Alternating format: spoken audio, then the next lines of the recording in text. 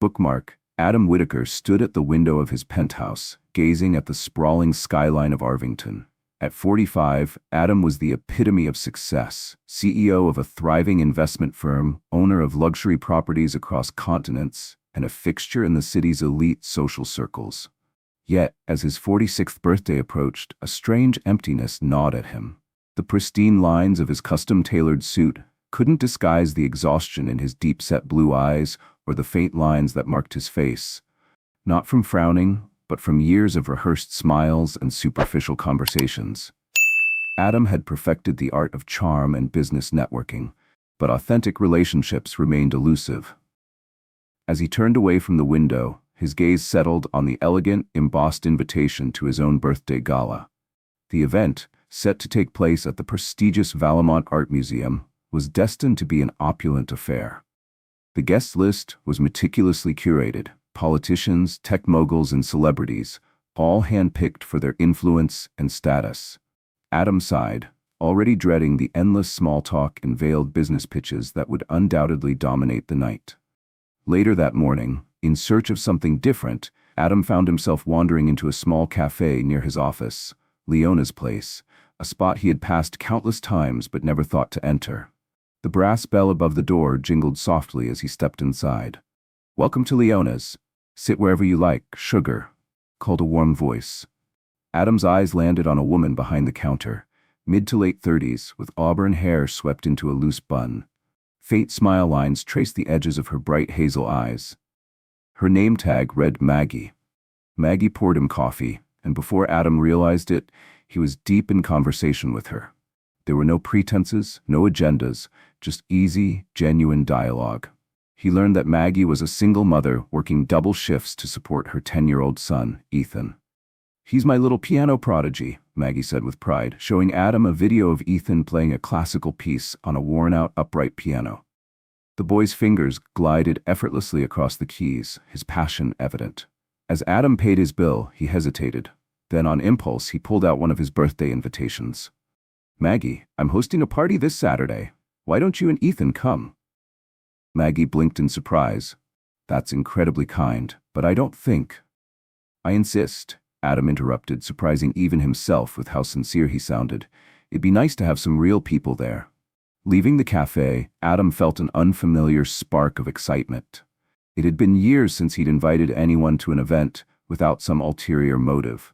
What he didn't know was that this small gesture would lead to revelations that would unravel the very foundation of his carefully built world.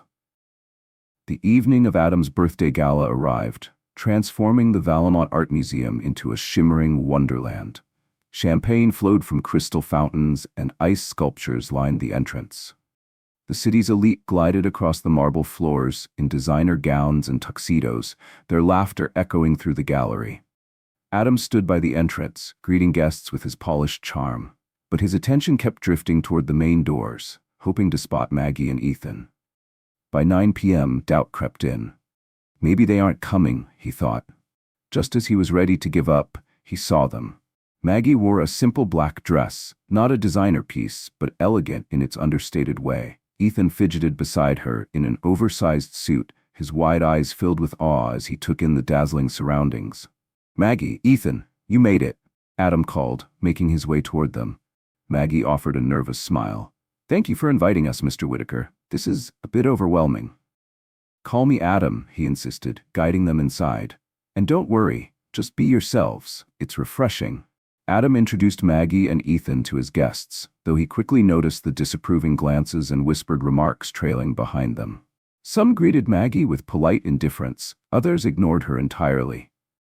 Ethan, however, seemed unfazed, his attention fixed on a grand piano in the corner of the room, an ornate Hensley & Co. model, draped in flowers as a decorative centerpiece.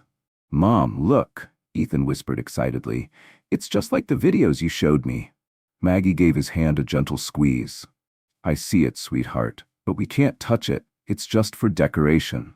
Adam, overhearing their exchange, felt a pang of regret. Here was a boy with remarkable talent, yet the instrument he admired was reduced to nothing more than a showpiece. As the night wore on, Adam found himself gravitating toward Maggie and Ethan, preferring their company over his typical circle of acquaintances. Their authenticity was a breath of fresh air. But not everyone shared Adam's sentiment.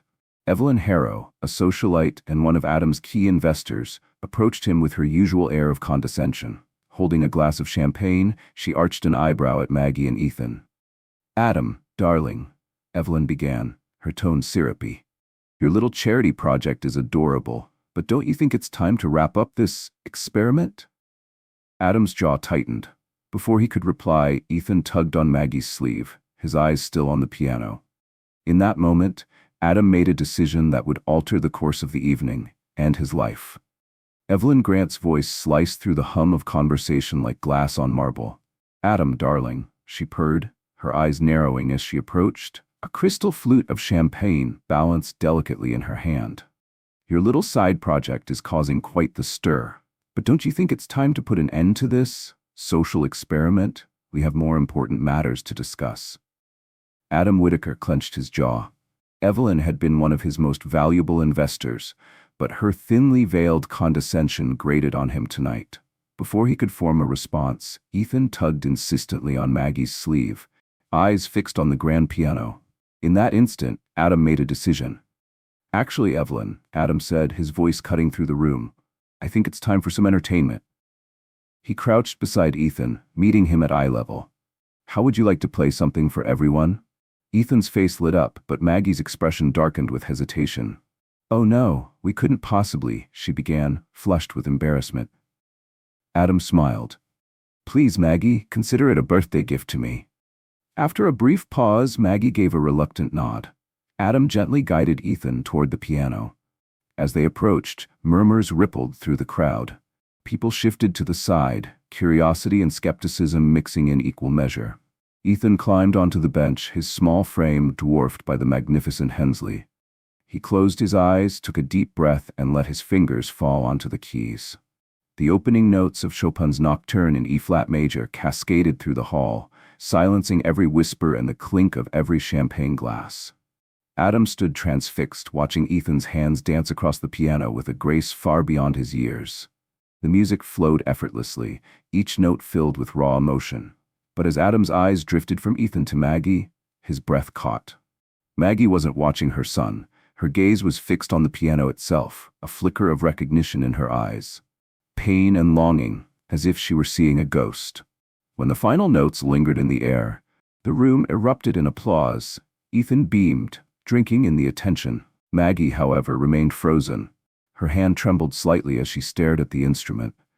Adam placed a hand on her arm, gently drawing her back to reality. "Maggie, are you all right?" She blinked as if waking from a dream. Yes, I know this piano." Adam furrowed his brow. "Know it?" Before she could explain, the crowd began swarming them, showering Ethan with praise. As the crowd thinned, Adam noticed an elderly man making his way forward, his gaze fixed intently on Maggie. "Excuse me," the man said, his voice trembling slightly. "You look remarkably like someone I knew many years ago, a pianist named Celeste Hartwell. Any relation?" Maggie's face drained of color. "She was my mother," Maggie whispered. The man's eyes widened in shock. "Good heavens, you're little Maggie? I never thought I'd see you again after what happened." Adam watched the exchange, confusion knitting his brow. "I'm sorry, but what's going on here?" Maggie swallowed hard, her voice unsteady. "This piano, it belonged to my mother. She was a world-renowned concert pianist. It was custom-made for her by Hensley & Co." The elderly man, Walter Hensley, head of the famed piano-making family, nodded solemnly. Celeste Hartwell was a prodigy, one of the greatest musicians of her time, but she disappeared at the peak of her career, right after her last performance at Arvington Hall. No one ever knew why.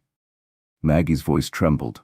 She couldn't handle it. The pressure, the constant touring. It became too much. She left everything behind, including this piano. We changed our names and started over. Adam felt the floor shift beneath him. The waitress he had invited on a whim, the woman he thought he was helping, was the daughter of a musical legend. But how did the piano end up here? Adam asked, still grappling with the revelation. Walter shook his head. "It was sold at auction years ago. I had no idea it found its way here. To think, all this time." Adam's eyes drifted to Ethan, who had been quietly listening. The boy's expression shifted as if seeing himself and his talent through new eyes. Maggie knelt beside him, brushing a lock of hair from his forehead. Her voice wavered, heavy with emotion. "Sweetheart, I should have told you. Your grandmother was a brilliant pianist, but the life she led, it broke her. I thought by keeping this from you, I was protecting you. But I see now, the music is in you, just as it was in her."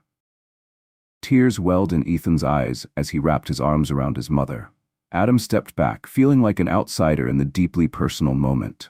Yet, as he watched Maggie and Ethan embrace, he couldn't shake the feeling that he had inadvertently set in motion something far greater than a simple birthday party. Their lives, and his, were about to change forever.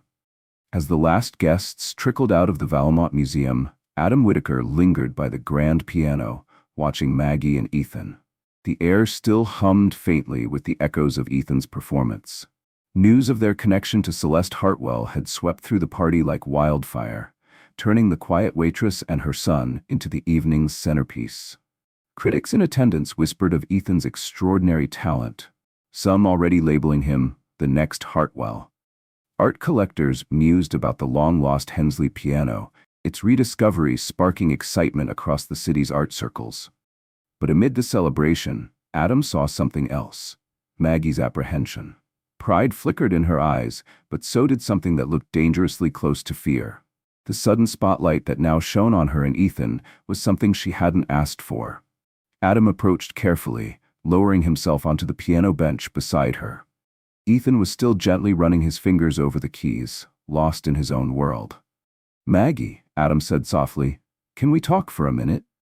She looked up, her hazel eyes filled with a mixture of gratitude and uncertainty. "Of course," she replied, brushing a strand of hair from Ethan's face.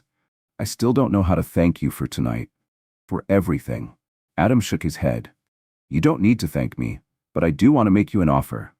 She tilted her head slightly, curiosity flickering across her face. "I want to set up a foundation," Adam continued, "in Ethan's name. It would fund his musical education, preserve your mother's legacy, and provide scholarships for other young musicians who may not have the means to pursue their talents." Maggie's eyes widened in disbelief. "Adam, that's incredibly generous, but I can't accept. We've already taken so much from you tonight." Adam leaned forward, his expression softening. "Maggie, this isn't charity. It's an investment in Ethan, in the future of music. And honestly, it's something I need to do.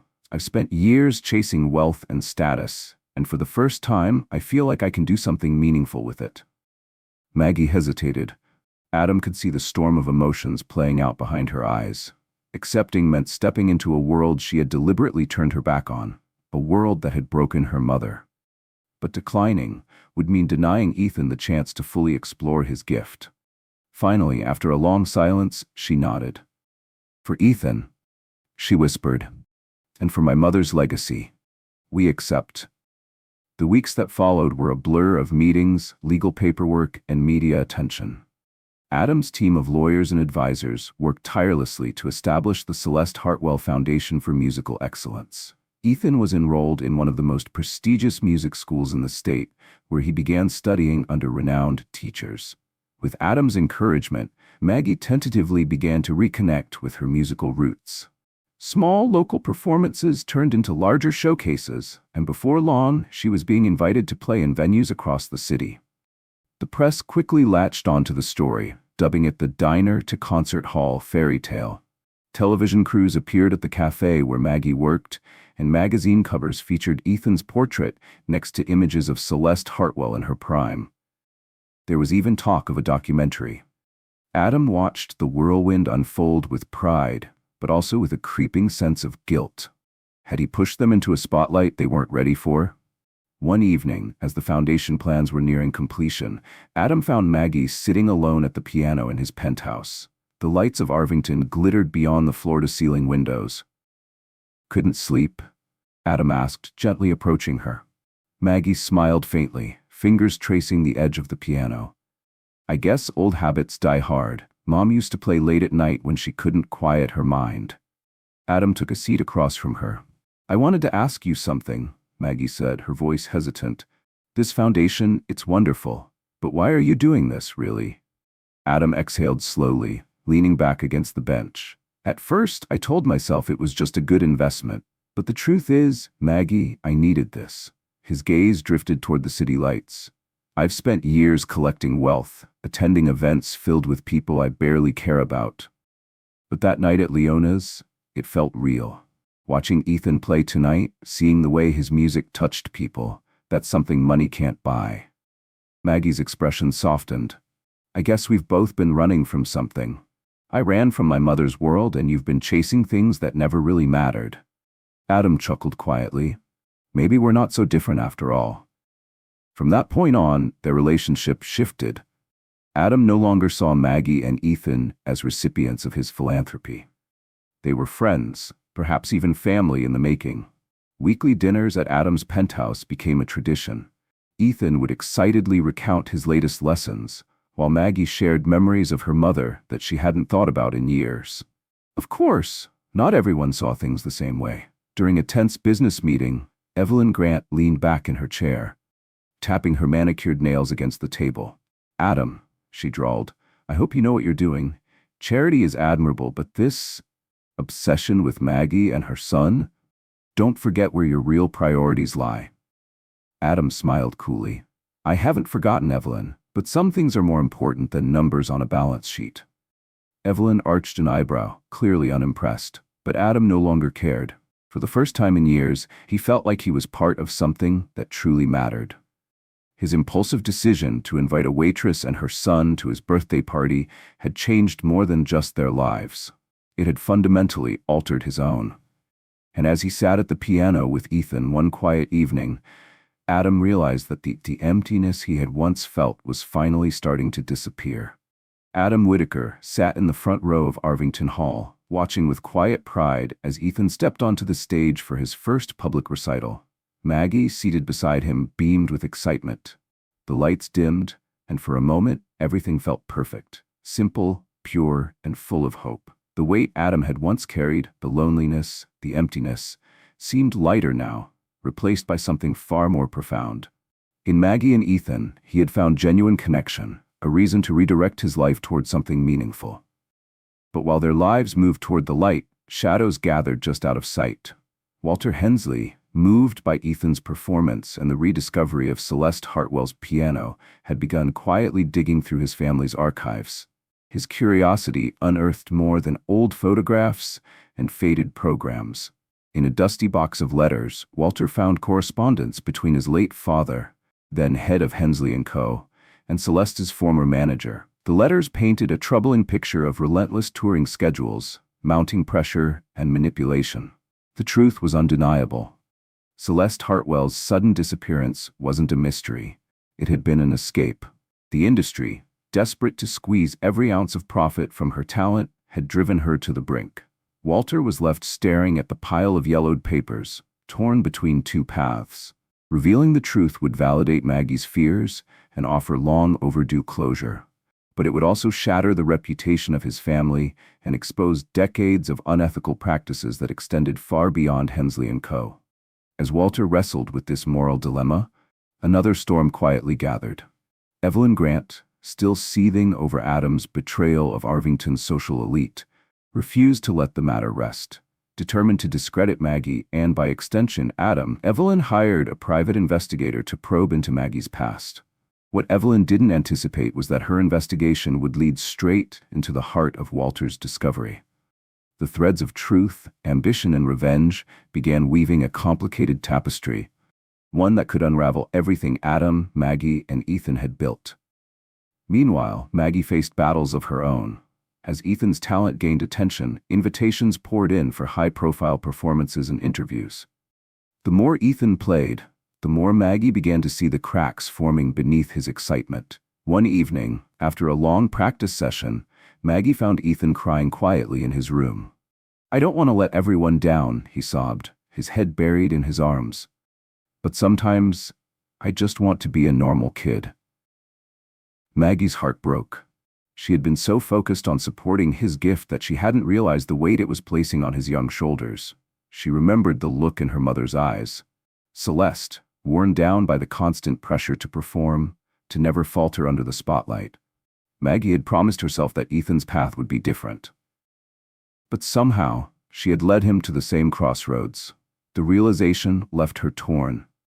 Protecting Ethan meant scaling back, but doing so risked disappointing Adam and jeopardizing everything he had built for their family and the foundation. The question lingered, was Ethan's happiness worth undoing the life they had only just begun to create?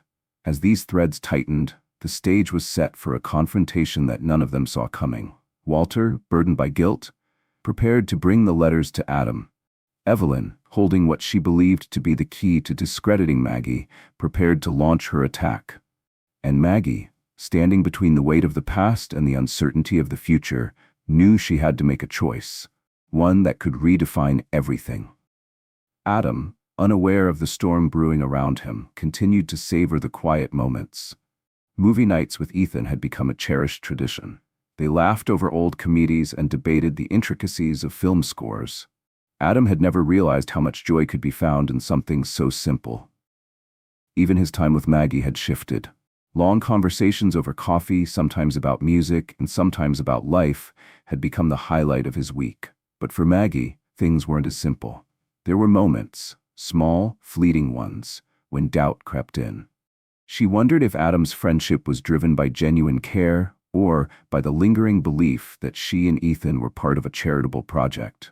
She never voiced those doubts aloud, but they lingered just beneath the surface, coloring her every interaction. Adam, perceptive as ever, sensed the distance. But he didn't know how to bridge it. At least not yet. As the weeks unfolded, the pieces began falling into place. Walter arrived at Adam's office one evening, the box of letters tucked under his arm. His expression was grim, the weight of what he carried evident in his eyes. "You need to see this," Walter said quietly, setting the box down. Adam flipped through the letters, the truth unraveling line by line. His hands trembled as he realized the scope of the exploitation Celeste had endured. At the same time, Evelyn's investigator handed her a slim manila folder, his expression smug. "I found exactly what you were looking for," he said. Evelyn's eyes gleamed with satisfaction as she opened the file, ready to expose Maggie for who she believed she really was. But as Evelyn scanned the contents, her smile faded. The information wasn't damning. It was damning for the industry, for people like her. The truth had found its way to her doorstep, but not in the way she had planned. In the end, the stage was set for more than just a performance. It was set for the truth to emerge, for secrets long buried to be laid bare, and for Adam, Maggie, Ethan, and Walter to confront the past, not as adversaries, but as allies in the pursuit of something greater. A symphony of reckoning. The ride home from the Foundation Gala was quiet, the city lights flashing past the car windows in a blur. Adam Whitaker gripped the steering wheel loosely, his thoughts lingering on the evening's events. Ethan's stunning performance, the thunderous applause, and Maggie's nervous but grateful smile. But as the silence stretched on, Maggie shifted uncomfortably in the passenger seat. "You know," she said softly, her voice cutting through the hum of the engine. "You don't have to keep doing this." Adam glanced at her, confused. "Doing what?" Maggie gestured vaguely, staring out at the passing buildings. "Spending time with us. Pretending we're friends. I appreciate everything, but I don't want you to feel obligated." Adam frowned, gently pulling the car to the curb. He turned to face her fully. "Is that what you think this is?" His voice was calm, but a hint of hurt crept in. Maggie avoided his gaze, fiddling with the hem of her dress. "Maggie," Adam said softly, "you and Ethan, you've given me more than I could ever give you. For the first time in years, I feel like I'm part of something real, something that matters." Her eyes flicked toward him, surprised by the vulnerability in his words. Maggie had always seen Adam as the man with the perfect life, powerful, wealthy, untouchable. But now she realized he was just as lonely as she had been. From that moment, their dynamic shifted. The formalities and lingering sense of gratitude dissolved. Their conversations felt lighter, their laughter more frequent. Slowly, they became less like benefactor and beneficiaries, and more like friends. Ethan, too, began to gravitate toward Adam. The boy's awe of Adam's wealth and status had faded, replaced by admiration for the way Adam encouraged his music. Adam found himself in an unexpected role, not just as a patron of Ethan's talent, but as a mentor, someone who guided him through the complexities of his growing fame. But the pressures weren't always easy to handle. After Ethan's first public recital, Adam found him backstage, wiping at his eyes. "Hey," Adam knelt down, concern etched in his face. "You were incredible out there. What's wrong?" Ethan hesitated, glancing toward the floor. "I was thinking about Grandma Celeste and how she ran away from all this. What if I'm not strong enough, either?" Adam's chest tightened. He reached out, gently gripping Ethan's shoulder. "Listen to me," Adam said. "Your grandmother made the best choice she could for herself and your mom. But you don't have to follow the same path. We're here for you, whatever you choose. The music is a gift, Ethan, but it doesn't define who you are." Across the room, Maggie stood in the doorway, tears streaming silently down her cheeks. Their eyes met, and in that moment, Adam understood. They were more than just a trio brought together by chance. They were becoming a family. Of course, the world outside their little circle had its own interpretations. Tabloids speculated endlessly about Adam's relationship with Maggie. Headlines whispered about the mysterious waitress who had captured the heart of Arvington's most eligible bachelor. Some in Adam's business circles dismissed Maggie as a gold digger, quietly warning Adam to be careful. But for Adam, Maggie and Ethan's company felt more real than any of the carefully curated relationships he had maintained over the years. Together, they faced the challenges of Ethan's burgeoning career and the growing pressures surrounding the foundation. Their bond solidified with every shared dinner, every late-night conversation, every quiet moment spent together at the piano. But storms have a way of brewing quietly beneath the surface. The annual Celeste Hartwell Foundation Gala was in full swing, held once again in the grand ballroom of the Valemont Museum, the very place where their journey had begun a year ago. The room shimmered under chandeliers, filled with philanthropists, musicians, and high society figures. Adam, Maggie, and Ethan stood near the stage, preparing for the evening's highlight, Ethan's performance on his grandmother's restored Hensley piano, now the foundation's crown jewel. As Ethan took his seat at the piano, the room fell silent. He placed his fingers on the keys, ready to begin. But just as the first note rang out, a voice cut sharply through the air. "Ladies and gentlemen," Evelyn Grant's unmistakable tone echoed across the hall. "Before we continue, there's something you all need to know about our hosts." Maggie stiffened, instinctively stepping closer to Ethan. All eyes turned to Evelyn, standing near the back of the room, her red lips curling into a satisfied smile. "Our dear Adam has been deceived," Evelyn announced. "This woman," she pointed directly at Maggie, "is not who she claims to be. I have proof that she's been lying about her past and her mother's legacy." A wave of murmurs swept through the crowd. Adam's jaw tightened as he stepped forward. "Evelyn, this is neither the time nor the place." Before he could finish, another voice interrupted. "If we're revealing secrets tonight," Walter Hensley's voice rose from the front of the room, "then there's something else that must be said." The room fell into stunned silence. Walter's hands trembled as he pulled out a stack of faded letters from his jacket pocket. "These letters," Walter continued, his voice heavy with regret, "prove that my family, along with others in the industry, was responsible for the pressure that drove Celeste Hartwell away. We exploited her talent, pushed her to exhaustion, all for profit." Gasps rippled through the crowd. Reporters present at the event scrambled to capture the unfolding drama. Maggie stood frozen, her grip tightening around Ethan's hand. Adam's heart pounded. The room around them erupted into chaos. The room buzzed with whispers, the weight of Evelyn Grant's accusation hanging thick in the air.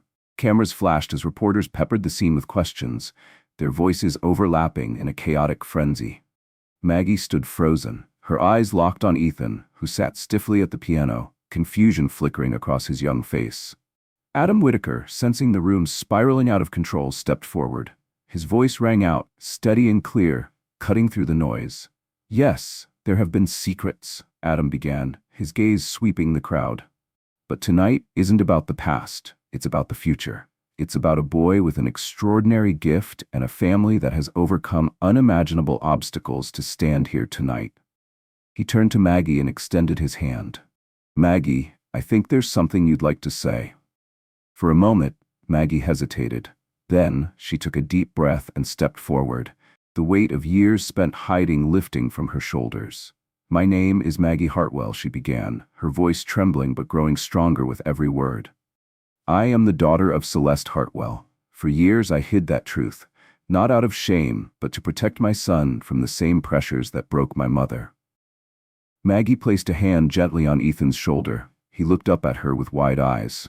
But I realize now that in doing so, I denied him a part of who he is, she continued. The music, it's in our blood. It's not just a gift, it's a responsibility. And thanks to Adam and this foundation, we now have a chance to honor that responsibility, to help others, to change how this industry treats its artists. The room fell into hushed silence. Adam felt a surge of pride for Maggie's courage. Ethan looked at his mother, then out at the crowd. Without hesitation, he turned back to the piano and placed his fingers on the keys. A soft, haunting melody filled the hall, one Adam recognized instantly as an unfinished piece by Celeste Hartwell. Maggie's breath caught in her throat, tears brimming in her eyes. Adam stepped closer to her, his hand brushing lightly against hers. Together they watched as Ethan's music wrapped around the room, dissolving the tension and weaving something new, something healing. The revelations that night didn't destroy them, as Evelyn had hoped. Instead, they brought long-buried truths into the light, forging a new path forward. In the days that followed, Adam, Maggie, and Ethan found themselves at the center of a media storm. The truth of Maggie's identity and Walter Hensley's admissions about the pressures that drove Celeste away made headlines. Discussions about ethics in the music industry dominated the news cycle. Adam's PR team scrambled to contain the fallout, but Adam knew there was no controlling the narrative. Only transparency could guide them forward. A week later, Adam stood at a press conference with Maggie and Walter by his side. Cameras flashed as he stepped to the podium. We're here today to address the events of the Celeste Hartwell Foundation Gala, Adam began, his voice calm but resolute. But more importantly, we're here to talk about the future. Maggie stepped forward, her chin held high. Yes, I hid my identity for years, she admitted. I was afraid of the pressure that broke my mother and afraid of what that legacy could mean for my son. But I've learned that running from the past doesn't protect anyone. It only holds us back. We have to face it, learn from it, and use it to build something better. Walter followed, his voice rough with emotion. The Hensley family, along with others in the industry, must take responsibility for the conditions that drove artists like Celeste Hartwell to the brink, Walter said, his hands trembling as he gripped the podium. We cannot undo the past, but we can ensure it doesn't happen again. Adam then outlined the foundation's new initiatives, a full review of industry practices, mental health programs for young musicians, and a commitment to nurturing talent without exploitation. This isn't just about one family, Adam concluded. It's about creating a future where artists are supported, not used. The risk paid off. The public responded positively to their honesty and their efforts to create change. Not everyone was swayed. Evelyn and her circle continued to gossip about scandal and deception. Some of Adam's business associates questioned his judgment, whispering that his involvement with Maggie clouded his focus. Maggie faced her own share of criticism. Some in the music world claimed she was riding on her mother's coattails. Others questioned whether Ethan's abilities were exaggerated for publicity. But amid the noise and doubt, Adam, Maggie, and Ethan drew closer. One evening, as they sat in Adam's penthouse after a long day of interviews, Ethan spoke quietly. I want to take a break from performing, he said, his gaze lowered. Just for a little while. I love the music, but I think I need to be a kid for a bit. Maggie and Adam exchanged glances. Relief and concern flickered across Maggie's face. Of course, sweetheart, Maggie said, pulling Ethan close. Whatever you need. Adam nodded. The music will always be there, Ethan. Taking care of yourself is what matters most. Ethan smiled faintly, leaning into his mother's embrace. The decision, when made public, drew mixed reactions. Some praised them for prioritizing Ethan's well-being. Others criticized them for squandering his talent. But to Adam, Maggie, and Ethan, it didn't matter. They had found something far more valuable: peace, understanding, and the unshakable strength of family. Ethan's quiet declaration hung in the air, the weight of his words sinking into the stillness of Adam Whitaker's penthouse. I just need a break, Ethan repeated, his gaze flickering between his mother and Adam. Maggie knelt beside him, wrapping her arms around his shoulders. "Of course, sweetheart. Whatever you need." Adam nodded, crouching down to meet Ethan's eyes. "The music will always be here, Ethan. Taking care of yourself comes first." When word of Ethan's decision spread, reactions were mixed. Some praised Maggie and Adam for prioritizing Ethan's well-being. Others accused them of wasting the boy's extraordinary talent, claiming it was a loss to the music world. But for Adam, Maggie, and Ethan, the opinions of others no longer held the same power. They realized their strength wasn't found in public praise or societal approval. It lay in their unwavering commitment to each other and the values they had chosen to protect. In the following months, they quietly shifted their focus. Maggie, encouraged by Adam, began to explore her own musical talent, no longer afraid of being compared to her mother, Celeste Hartwell. She performed at intimate local venues, rediscovering the joy of music, not as an obligation, but as a personal passion. Adam found himself reevaluating his business practices. Inspired by the ethical values they were instilling in the foundation, he began reshaping his company's priorities. Slowly, the changes began to ripple outward. Young musicians supported by the foundation shared stories of how their lives were transformed by new initiatives. Access to mental health programs, fair contracts, and mentorship. Parents expressed gratitude for the opportunities their children were receiving.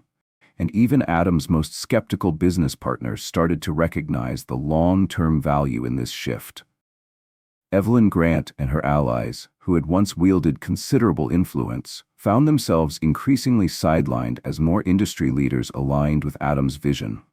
Walter Hensley, inspired by the foundation's work, launched internal reforms at Hensley & Co., dedicating resources to artist advocacy and repairing the family's tarnished legacy. As the dust settled, Adam, Maggie, and Ethan stood at the threshold of a new beginning. The road ahead wasn't without challenges. There were still critics, still whispers of doubt. But they faced the future with hope, united by love, shared purpose, and the healing power of music. 6 months after the gala, Adam found himself standing on the modest stage of a community center in South Arvington. The polished wood floors creaked slightly beneath his feet as he gazed out at the audience. Not wealthy donors or industry elites, but children from underprivileged neighborhoods. Maggie stood at the back of the room, watching quietly as Adam addressed the group. "Welcome to the first Celeste Hartwell Foundation Music Camp," Adam announced, his eyes bright with genuine excitement. "Over the next 2 weeks, you'll get the chance to explore new instruments, discover different musical styles, and most importantly, experience the joy of creating music." Smiling faces filled the room. Some children fidgeted with excitement, while others whispered to each other, already eyeing the rows of violins, guitars, and keyboards at the front. This camp marked a significant shift for the foundation. No longer focused solely on nurturing prodigies or preserving classical traditions, they had broadened their mission, bringing music education to all children, regardless of their background or perceived talent. Ethan, now 13, was there too. Not as a performer, but as a mentor. He moved comfortably among the younger kids, offering encouragement and sharing his love of music without the pressures of the stage. Adam watched him with pride. This new direction hadn't come easily. It was the result of countless late-night conversations with Maggie. One evening, months earlier, she had asked a simple but transformative question. "What if," she mused, "we could give every child the chance to fall in love with music the way Ethan did? Not to make them stars, but to enrich their lives." That question had sparked an internal shift for Adam. Their focus pivoted from concert halls to classrooms, from elite prodigies to everyday students. They began funding after-school music programs, donating instruments to schools in need, and offering scholarships for music therapy.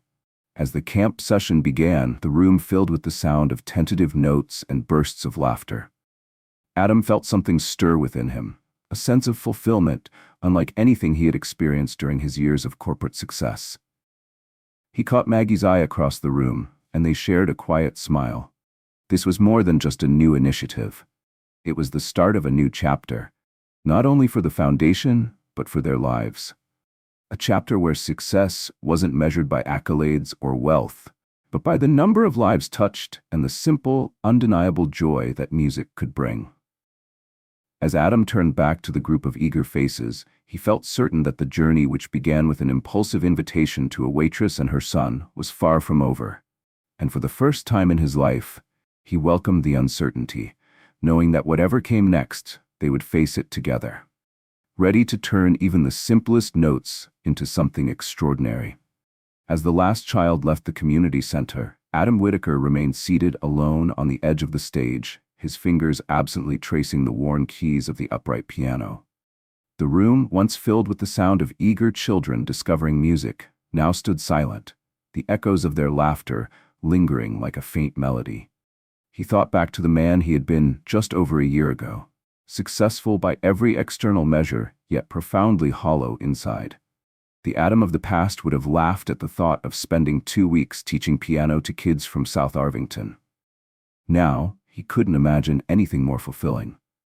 His growth hadn't just reshaped his priorities, it had softened him in ways he hadn't thought possible. The walls he had carefully built during years in the corporate world had crumbled, replaced by something far stronger: openness, empathy, and connection. And at the heart of it all was Maggie. Her quiet strength, resilience, and unwavering love for Ethan had shown Adam a new way to navigate life's challenges. Through her, he had learned that true strength often lies in admitting vulnerability and facing it head-on. As if on cue, Maggie appeared in the doorway, her soft footsteps echoing in the empty hall. "There you are," she said with a gentle smile, crossing the room to sit beside him. "Penny for your thoughts?" Adam smiled, lacing his fingers through hers. "I was just thinking about how much has changed, how much I've changed." Maggie nodded, her hazel eyes shimmering with quiet understanding. "You're not the only one. I barely recognize the woman I was a year ago, the one who was afraid of her past and determined to keep Ethan from it." They sat in silence for a moment, the weight of their journeys filling the space between them. "You know," Adam said thoughtfully, "I used to think growth meant accumulating more wealth, more power, more influence. But now, I think it's about letting go of the need to control everything, letting go of fear." Maggie squeezed his hand gently. "That's beautiful, Adam, and it's true." Before either of them could say more, Ethan burst into the room, his face glowing with excitement. "Mom, Adam, you've got to hear this," he exclaimed, practically pulling them to the piano. "I've been working on something inspired by the kids at camp." Ethan sat down, his fingers dancing over the keys with a lightness Adam hadn't seen in months. The melody that filled the room wasn't flawless, but it was joyful, an expression of pure love for music, untainted by pressure or expectation. Adam exchanged a glance with Maggie as they listened. This wasn't the same boy who had once been weighed down by anxiety. Ethan was playing for the sheer joy of it. As the last note faded, Adam felt a lump rise in his throat. Ethan, too, had grown, grounded by his love for music, no longer afraid of the spotlight or crushed by the need to be perfect. "That was beautiful, Ethan," Maggie said softly, wrapping her arm around him. Adam rested a hand on Ethan's shoulder. "You've come a long way, kid." Ethan grinned sheepishly, but his eyes shone with pride. Adam leaned back, letting the moment wash over him. The tears of a young boy playing on a worn piano in a small cafe had set in motion something that had reshaped all their lives. What had begun as a chance encounter had grown into something none of them could have predicted. Maggie rested her head lightly on Adam's shoulder. "Who would have thought," she murmured, "that all of this could come from one invitation?" Adam wrapped an arm around her, pulling her close. "Sometimes," he replied, "the most important melodies start with the simplest notes." As they sat there, the small family brought together by fate and bound by choice, Adam knew their story was far from over. There would be more challenges, more growth, and more music to come. But together, they were ready to face whatever symphony life composed for them next. 1 year to the day after the birthday gala that had set everything in motion, Adam, Maggie, and Ethan stood together on the grand stage of Arvington Hall. This time, they weren't there to perform. Instead, they faced an audience filled with music industry leaders, educators, and young musicians. The energy in the room hummed with anticipation. Adam stepped forward, his voice calm but resonant. "A year ago," he began, "I thought I knew what success looked like. I thought it was about wealth, influence, and personal gain. But thanks to an extraordinary woman and her equally remarkable son, I've learned that true success is measured by the lives we touch and the change we create. Maggie stepped forward, her eyes shining with conviction. We stand here today, not as individuals, but as part of something greater. A movement, she said, her voice steady. A movement to make music education accessible to all, to nurture talent ethically and sustainably, and to use the power of music to bridge divides and heal wounds. Ethan, standing confidently beside them, took the microphone for the final words. My journey taught me that music isn't just about performance or perfection, he said, his voice filled with newfound assurance. It's about connection, expression, and joy. Every child deserves the chance to experience that, no matter who they are or where they come from. As they concluded, the audience rose to their feet in thunderous applause. But this ovation wasn't for them alone. It was for the countless children who would now have the chance to discover the magic of music. For the artists who could finally pursue their passion without fear. For the families who, like theirs, had found hope through music. And as the applause washed over them, Adam, Maggie, and Ethan knew that they were no longer just a millionaire, a waitress, and a prodigy. They were a family, and their greatest performance was yet to come. The applause thundered through Arvington Hall, not just for Adam Whitaker, Maggie Hartwell, and Ethan, but for the vision they had come to embody. It was a vision of a world where art and commerce could coexist without exploitation. Where talent was nurtured with compassion instead of pressure. Where music could become a force of healing and hope, reaching into corners untouched by privilege. As Adam stood with Maggie and Ethan beneath the warm glow of the stage lights, he felt the weight of the moment settle in his chest. The three of them, once strangers brought together by chance, had grown into something far greater than he had ever anticipated. They had become a family. And more than that, they had become symbols of what was possible when people dared to break free from old patterns and rewrite the rules. Ethan glanced up at Adam, his small hand wrapped tightly around his mother's. Maggie's eyes glistened with quiet pride, her gaze sweeping over the standing crowd. In that moment, Adam saw it clearly, how their individual lives, like separate melodies, had merged into something greater than themselves, a symphony of hope. Each note, distinct and essential, blended into a harmony more powerful than any single voice could create alone. As the applause finally softened, Adam leaned toward Maggie, his voice low but steady. We've come a long way. Maggie smiled, her fingers tightening around his. And we're just getting started.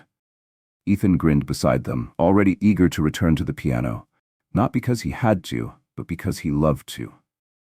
As the three of them stepped forward, Adam felt the truth settle in his heart. They weren't just standing on a stage, they were standing at the beginning of something new.